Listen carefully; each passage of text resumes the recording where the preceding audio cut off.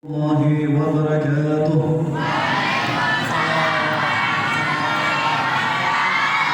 الحمد لله المجيب الدعوات القائل في محكم الآيات البينات ولكل وجهة هو موليها فاستبقوا الخيرات والصلاة والسلام على سيد السادات سيدنا ونبينا محمد وعلى آله وصحبه النجوم النيرات وبعد.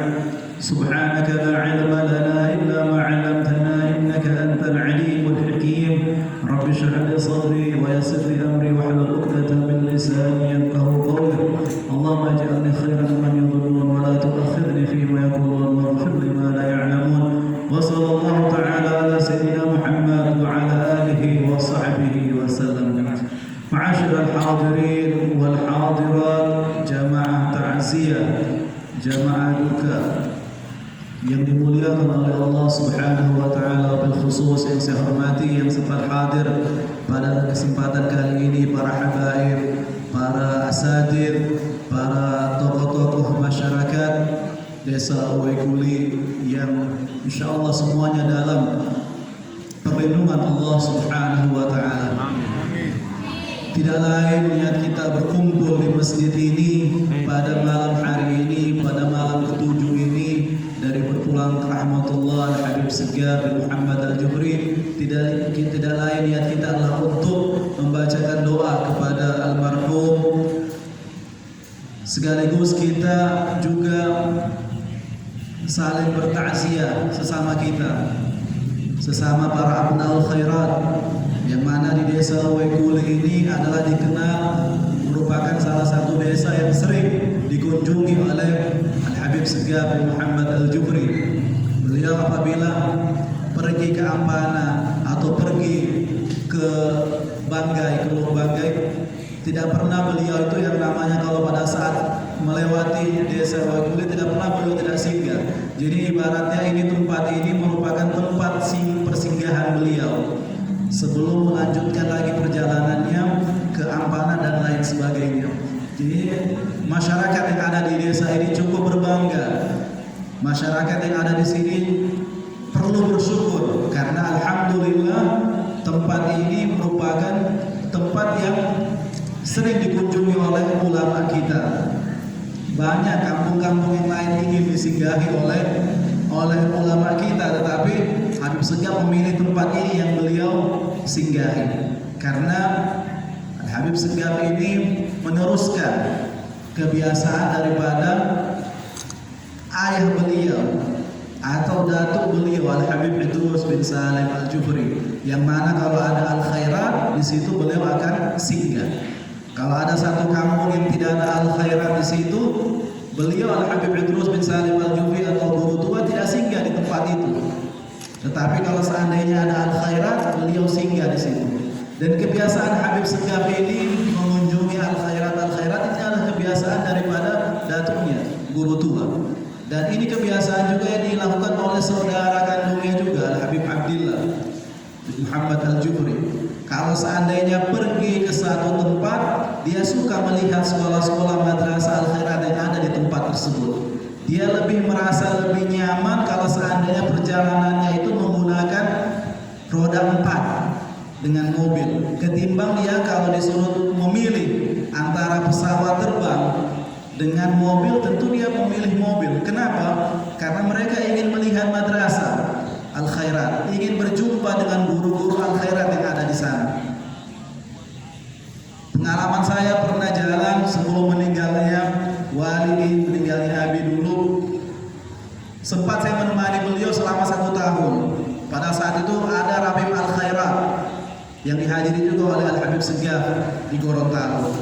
Jadi wali ini waktu itu kurang lebih mungkin bulan-bulan beliau meninggal dunia. Bisa menghitung hari lah sebelum beliau meninggal dunia pada saat itu. Tapi keinginan beliau masih ingin mengunjungi al-khairat, ingin mengunjungi madrasah-madrasah yang ada di pantai timur, sehingga pada saat disuruh memilih, beliau pada saat itu di Jakarta dalam kondisi kurang sehat, tapi ingin kehadiran beliau, ingin menghadiri acara Rabim al-khairat yang ada di Gorontalo, sehingga dia bilang saya tidak usah naik pesawat, saya ingin naik mobil. Di mobil beliau berbaring dalam keadaan kurang sehat. Dia bilang saya ingin melihat madrasah-madrasah Al-Khairat yang ada di sana. Sehingga sempat singgah di Tinombo dan kemudian bertemu dengan ustazah yang mengurus Al-Khairat di sana dan melanjutkan perjalanan langsung ke Gorontalo, acara Rabiul Al-Khairat pada tahun 2006. Dan ini juga kebiasaan yang dilakukan oleh Al-Habib Segaf. Beliau asal beliau sehat, beliau pergi kalau ada undangan-undangan, apakah itu acara-acara Al-Khairat, apakah itu silaturahim antara para pengurus Al-Khairat dengan ketua utama Al-Khairat. Beliau insya Allah menyempatkan waktunya. Kalaupun beliau tidak bisa hadir, biasanya dia wakili, entah itu oleh adik beliau sendiri atau oleh keponakan beliau sendiri. Yang jelas perhatian Habib Segaf itu untuk Al-Khairat luar biasa. Dan ini memang kalau kita ingin berjumpa dengan Al-Habib Idrus bin Salim Al-Jufri dalam mimpi kita, kehadirannya bisa kita lihat kalau kita bisa menjaga Al-Khairat, kita hidupkan Al-Khairat, kita jaga Al-Khairat. Ini adalah amanat dari guru tua, amanat dari Al-Habib Idrus bin Salim Al-Jufri. Jadi kalau rohnya para aulia itu bebas, dia bisa kemana saja dia inginkan, tidak ada batas ruang dan waktu. Artinya saat ini kalau dia mau ke Mekah, hanya hitungan detik dia bisa ke sana. Beda kalau orang yang masih hidup, ruhnya masih di dalam tubuhnya, ini ibarat burung dalam sangkar, belum bisa bebas. Tetapi kalau ruhnya para aulia itu bebas, dia bisa kemana saja dia inginkan, dia pergi ke sana. Dan boleh jadi rohnya guru tua, rohnya Habib Segaf mungkin saja bisa ada di sini, bisa ada juga di Palu. Itulah kemuliaan yang Allah berikan kepada para auliaillah, karena mereka ini diibaratkan kekasih-kekasih Allah di muka bumi. Allah manjakan dia di waktu hidupnya, Allah manjakan pula di saat dia sudah meninggal dunia. Tetapi kita yakin mereka itu tetap sebenarnya tidak mati, mereka itu tetap hadir. Jasadul anbiya wa jasadul auliya ini tidak dimakan oleh tanah. Ada beberapa golongan yang tidak dimakan oleh tanah jasad mereka, dimuliakan mereka, dimuliakan semasa hidupnya, dimuliakan bahkan setelah wafatnya. Di antara pertama itu jasadnya para anbiya wa rusul. Ini walaupun sudah ratusan tahun, bahkan ribuan tahun, seakan-akan dia baru dikubur kemarin. Sehingga kalau di Baqi' atau di perkuburan Ma'lah yang ada di Makkah dan di Madinah, ketika mereka menggali kubur itu, kalau mereka dapatkan jasadnya utuh, mereka tutup kembali, mereka tidak jadi pindahkan, karena dia tahu ini adalah orang-orang istimewa, para auliaillah. Itu yang pertama, jasadnya para anbiya wa rusul. Kemudian yang kedua, jasadnya para syuhada, orang-orang yang meninggal dalam keadaan syahid. Ini juga tidak dimakan oleh tanah jasad mereka. Kemudian yang ketiga siapa? Yang ketiga para hafadzul Quran, tetapi yang mengamalkan isi dari Al-Quran tersebut. Rubba qari'il Quran wal Quran yal'anhu. Berapa banyak orang yang baca Al-Quran tapi Al-Quran sendiri melaknatnya. Karena apa? Dia baca Al-Quran tapi dia tidak amalkan isinya. Tetapi para hafadzul Quran menghafal Al-Quran dan mengamalkan isi dari Al-Quran, insyaallah ini juga termasuk orang-orang yang jasadnya tidak dimakan oleh tanah. Jangankan kalajengking ular, tanah tidak akan merusak jasadnya, tetap seakan-akan baru dikubur, bahkan wangi jasad mereka. Kemudian yang keempat adalah jasadnya para auliaillah, para wali-wali Allah, kekasih Allah di muka bumi ini. Entah itu para sahabat Nabi, entah itu para tabi'in atau tabi'in atau aslafun salih, yang mereka termasuk para wali min auliaillah, yang mereka mendapatkan keistimewaan itu berkat apa? Istiqomahnya. Al-istiqamah khairun min alfi karamah. Kalau kita mau mendapatkan karamah, kemuliaan, kita harus istiqamah. Istiqamah itu teguh pendirian, jalannya lurus, seperti yang diamalkan oleh guru tua Al-Habib Idrus bin Salim Al-Juhri. Dia istiqamah dalam dakwahnya, dia istiqamah dalam mendidik murid-muridnya. Keistiqamahan beliau itulah yang menyebabkan beliau mendapatkan karamah. Karamah ini amrun khariqun lil 'adah ala yang diberikan kepada para auliyaillah. Jadi sesuatu yang di luar dari kemampuan manusia, suatu hal yang luar biasa. Kalau ala aidir rusul, kalau diberikan kepada para rasul, itu yang namanya mukjizat. Tapi kalau diberikan kepada para wali min auliyaillah, itu namanya karamah. Jadi mereka ini istiqamah dalam mengikuti sunnah baginda Nabi sallallahu alaihi wasallam, yang mana kebiasaan mereka, jalan mereka, makan dan minum mereka mengikuti daripada baginda Nabi Muhammad sallallahu alaihi wasallam. Sehingga dengan istiqamahnya, dengan keikhlasannya, maka mereka itu tidak ada hambatan dalam perjalanan dakwahnya. Sehingga alhamdulillah al-khairat ini terbangun sekian banyak, tersebar di Indonesia bagian timur.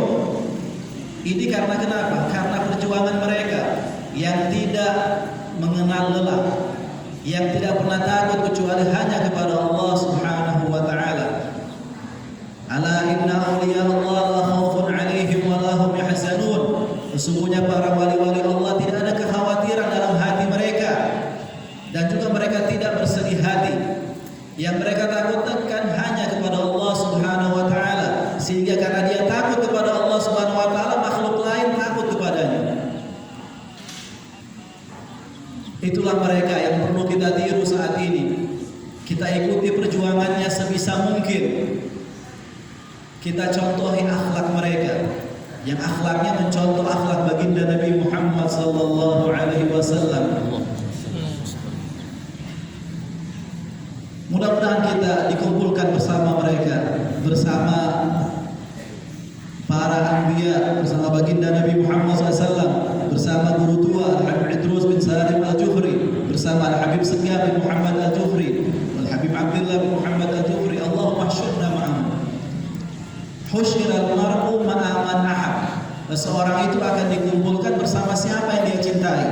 Kalau dia mencintai para nabi, dia mencintai para auliyaillah, mencintai orang-orang saleh, insyaallah dia akan dikumpulkan bersama mereka. Tetapi sebaliknya, kalau yang dia cintai pemain sepak bola, yang dia cintai umpamanya penyanyi dan artis dan sebagainya, apakah dia ingin dikumpulkan bersama mereka? Yang belum tentu apakah dia ini termasuk orang-orang yang selamat atau tidak. Tetapi mereka para auliyaillah ini sudah ada jaminan mereka.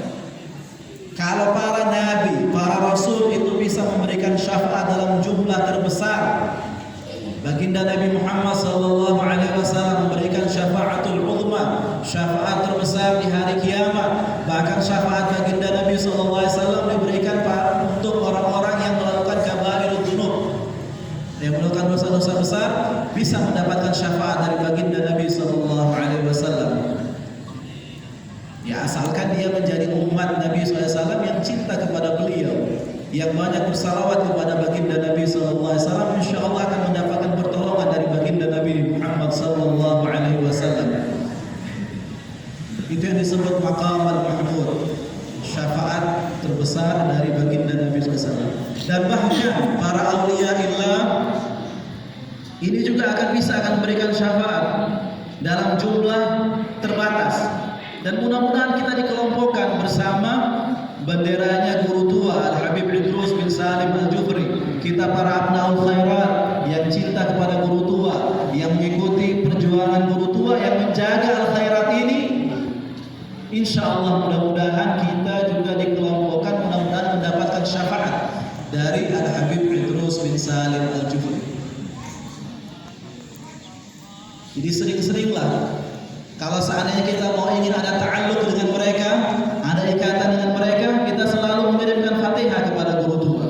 Kita kirimkan Fatihah kepada Habib Segaf bin Muhammad Al-Jufri. Fatihah kepada guru tua. Dalam setiap sholat kita kirimkan Fatihah kepada beliau dan juga keturunannya. Insya Allah mudah-mudahan kita bisa ada ta'alluq dengan beliau. Paling tidak kita bisa selalu ditemani oleh arwah mereka dalam setiap gerak-gerik kita, apalagi kalau kita mengamalkan ilmu yang kita punya, menghidupkan madrasah. Dulu Al-Habib Idrus bin Salim Al-Jufri pernah menugaskan Al-Walid Al-Habib Abdillah bin Muhammad Al-Jufri untuk menjadi inspeksi pendidikan, mengawasi madrasah-madrasah yang ada di cabang-cabang, yang ada di kampung-kampung. Apakah di situ madrasahnya jalan atau tidak? Apakah ada gurunya atau tidak? Jadi ini ditugaskan langsung oleh guru tua, ayah saya, untuk menjadi inspeksi pendidikan. Sehingga pada saat Habib Segaf ini ingin melanjutkan pendidikannya di Mesir, pada saat itu Al-Walid Habib Abdillah atau Ustaz Abdillah ini ingin juga berkeinginan mengikuti kakaknya.